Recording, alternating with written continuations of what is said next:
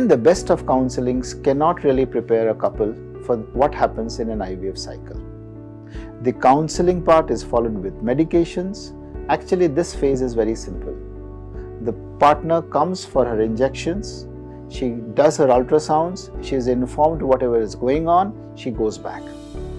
Even the ovum pickup is really simple. It's a piece of cake actually.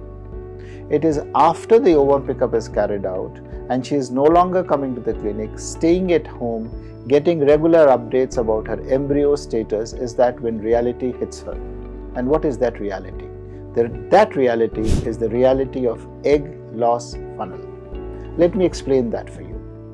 See, when we are doing ultrasounds to a woman who's undergoing stimulation, we see a lot of follicles in the ovaries. And we tend to tell them that these many follicles are growing for you. What we need to tell them is that all follicles may not contain eggs. And while all care is being taken, injections are being given, eggs are being retrieved at the right time, even then all punctured follicles will not give us eggs and all eggs will not be mature.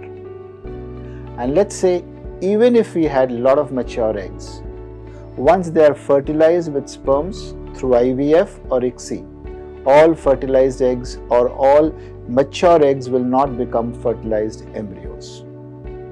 Finally, all fertilized embryos do not grow properly or equally well. Some of them will stop growing after 2 days, some again will stop after 3 days, some of them may continue to grow till day 5 to a stage of blastocyst, but they may not be looking very good. So we may start with as many as 20 follicles, but we may end with as few as 2 or 3 blastocysts, and that's completely normal. This is something that you need to know before you start your cycles so that you don't get a rude shock at the end of the whole cycle. Do not worry. Even when people get pregnant naturally, a similar thing is happening. She starts off with a lot of follicles in her ovaries on the second day of her cycle, but nature, being smarter than us, selects only one of these eggs to grow up, follicles to grow up. That releases the egg, usually a mature egg, gets fertilized, and in most circumstances women get pregnant with one embryo only. What we are doing is slightly different. We are growing them in numbers, taking them, trying to make embryos.